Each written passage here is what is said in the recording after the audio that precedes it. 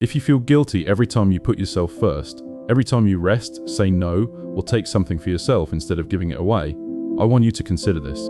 You're not selfish. You're refilling. And the part of you that calls it selfishness has the whole thing backwards. A lot of us were raised to believe that goodness means depletion, that the more you sacrifice, the more virtuous you are, and that taking care of yourself is somehow stealing from the people who need you. So you give until you're scraped hollow, and then you give a little more, and you wear the exhaustion like proof that you're a good person. And the moment you pause to refill, that old voice whispers that you're being selfish. But let me offer you the image that breaks the spell. Think about the safety briefing on an airplane, the one you've heard 100 times without really hearing it. In the event of a loss in cabin pressure, oxygen masks will drop. Secure your own mask first before helping others. First before helping others. Not because you matter more than the child beside you.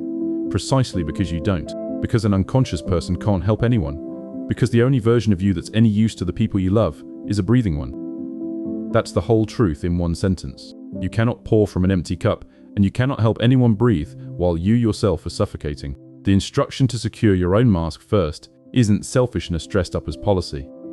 It's the simple physics of being useful. You refill so that there is something left to give. The depletion you've been calling virtue is actually the fastest way to become no good to anyone at all.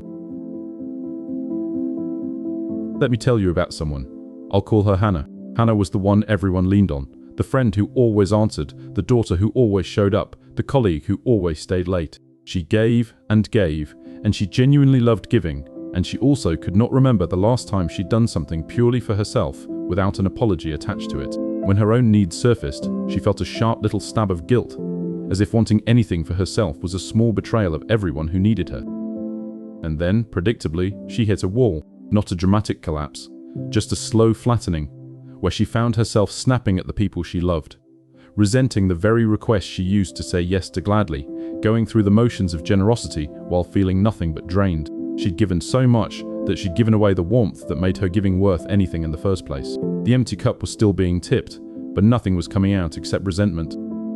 The turn for Hannah came when she finally understood that her rest was not a withdrawal from the people she loved. It was a deposit. Every time she refilled, she came back warmer, more present, more genuinely able to give, instead of giving out of grim obligation. She started saying no to some things, not out of selfishness, but out of stewardship, the way you'd protect any resource that other people depended on. And the people who actually loved her didn't feel robbed. They got the real her back.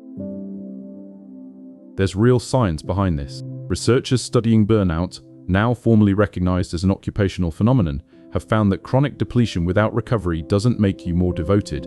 It makes you less effective, less empathetic, and eventually unable to function in exactly the caregiving roles you were trying to honor. Recovery isn't the opposite of contribution, it's the precondition for it. The body and mind require refilling the way an engine requires oil. Run it dry to prove your dedication, and the only thing you prove is how an engine seizes.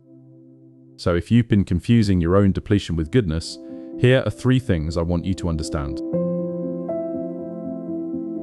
First, refilling is not taking, it's maintaining. When you rest, when you protect your energy, when you meet your own needs, you are not stealing from anyone. You are maintaining the one resource that everything you give flows out of. Care for the source, and the giving takes care of itself. Second, an empty giver gives the wrong thing. Generosity from a full cup is warmth. Generosity from an empty one is resentment wearing a smile.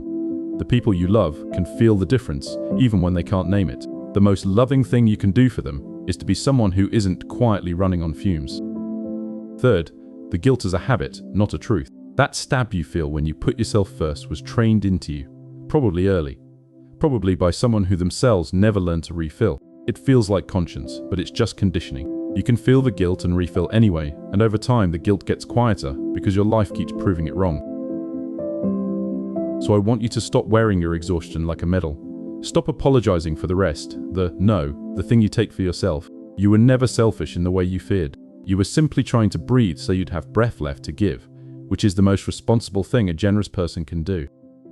The poet Audre Lorde once wrote that caring for myself is not self-indulgence, it is self-preservation, and that is an act of political warfare. So secure your own mast first, not because you matter more, but because you matter at all, and because the people you love need you breathing.